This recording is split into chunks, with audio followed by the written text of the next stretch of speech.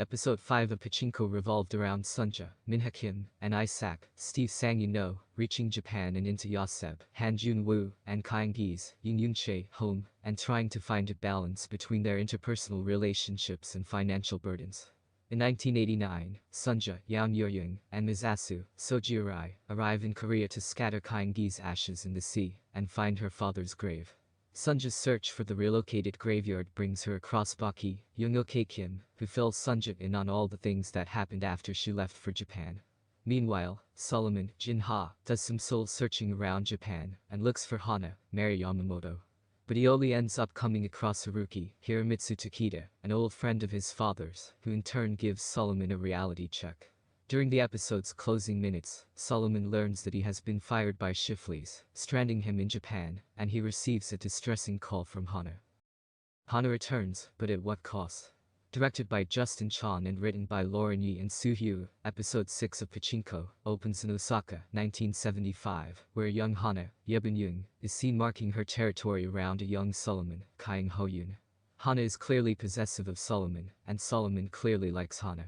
But there's a wall between them that Hana tries to break by making Solomon steal something. Unfortunately, that lands Solomon in police custody. Misasu comes to the rescue but fails to convince the Japanese police officer to let Solomon go because it's only his first offense. It's actually Hana who comes to Solomon's rescue as she uses her influence to free him. Misasu isn't completely relieved by this turn of events, as he fears that Hana is somehow going to completely ruin Solomon. So, he sends him to the USA. Then we cut to 1989, where an adult Hana has been found, and she is diagnosed with AIDS. The hospital head doesn't want to keep Hana there out of fear of contamination. But a young doctor steps in and assures Misasu and Itsuko, Keiho Minami, that he'll make sure that Hana gets the treatment and care she needs to spend her last few days as painlessly as possible.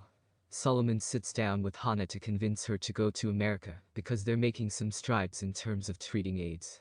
Hana refuses and tragically rants about the source of the disease.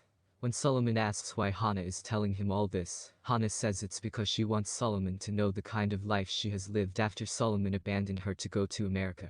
She reminds him that the Hana he knew is gone forever. Realizing that the Solomon Hana knew is gone too, Hana tries to speak to Solomon's conscience by telling him that although he does everything in his power to be like the Americans or the Japanese, he's never going to be. We cut to Solomon emptying his office of Shifleys and subsequently getting a visit from Mr. Yashi, Lusozawa, who calls him in for a meeting, saying that they've a lot in common. Isak Has An Awakening. Yosep argues with Kyung-gi and Sunja about going out of their way to pay his debt, as he thinks that their actions have diminished Yosep's respect on the streets and storms away. Kyung-gi returns home to find that Sunja's water has broken. Meanwhile, Isak is seen assuring a mother, pleading with him to help her drunkard son. While talking to the son, Isak tries his usual methods of pacification. But instead, he's shown the oppressive conditions that the Koreans are living in Japan. Isak fears that the son's critique of the Japanese is not only going to harm his mother, but also to the rest of the Koreans living there. The son tells Isak that he's well aware of that. However, he has reached his breaking point, and he could care less. At the end of the conversation, Isak finds himself converted and wondering about freedom. Isak returns home to find Sunja on the brink of giving birth to her son. Kyung-gi informs Isak that Yoseb has been missing for some time, and she's worried that he'll do something stupid out of anger. Isak doesn't want to leave Sunja in that condition. But Sunja insists Isak find Yoseb before something goes wrong. While all this is going on, Yoseb is busy getting drunk and calling himself a nobleman in front of a bunch of drunk Koreans. Yoseb almost gets into a fight because nobody believes him.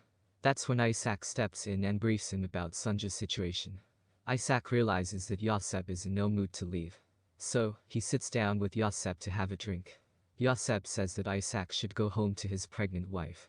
Isak says that Sunja has ordered him to get Yoseb, and that's exactly what he's doing. Is Solomon making a deal with the devil? Yashi brings up the topic of Solomon's father's pachinko business, and how he intends to invest in it. Solomon wonders why, because he thinks pachinko is a dead end in Japan. Yashi says that he doesn't want to make pachinko parlors in Japan, but in Korea, Macau, Thailand, and even Vegas. Since Solomon is aware of Yashi's history, he asks Yashi if this business is legitimate. To which Yashi says that he is aware of his grandfather's corrupt past, and he is aware of the baggage that comes with it. But he ensures Solomon that he is not his grandfather, and that he doesn't need to worry about the past repeating itself. Hana has a confrontation with Sunja, someone whom Hana blames for her and Solomon's separation. Not just that, Hana blames Sunja for coaxing Hana into running away from home. Sunja appears visibly confused. Hana reminds Sunja that she told Hana that it's a good thing that Solomon went to America, or else they would have ruined him. And by they Sunja meant Hana, who would ruin Solomon. Sunja corrects Hana that that's not at all what she meant. Sunja was merely referring to herself because she had a son other than Misasu. Sunja believes that since she ruined that son's life, he's gone. That's why she didn't want to repeat the same mistake with Solomon. Hana has a complicated delivery which is completed by Kaingi and her neighbor. Isak and Yoseb's drinking is interrupted by Japanese soldiers.